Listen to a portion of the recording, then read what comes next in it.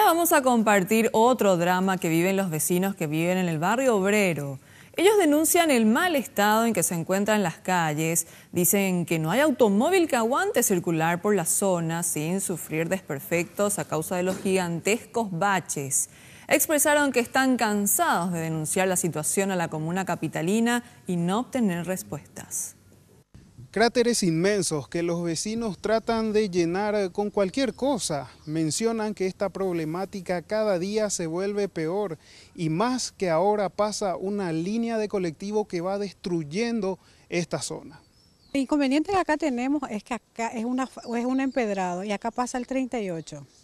Supuestamente su camino es la calle 11 proyectada. Pero como es tan angosta y tienen problemas ya también, a la vuelta está lleno de baches, está todo roto ahí sobre Oleari, entonces para ellos es más cómodo pasar acá enfrente. Entonces cada vez se hunde más el piso, mire.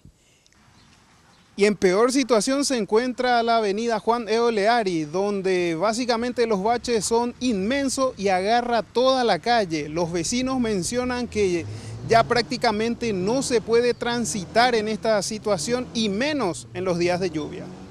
Estamos a 5 minutos del centro de la ciudad y es una vergüenza que nuestras calles estén así en este estado. Se tendría que estar hermoseando esta parte de la calle y sin embargo estamos en este estado destruyendo los autos, destruyendo las veredas. Tenemos mucho raudal. Y los vecinos claman por una rápida solución a esta problemática que ya se ha vuelto insostenible. Rodrigo Cuevas, Red Guaraní.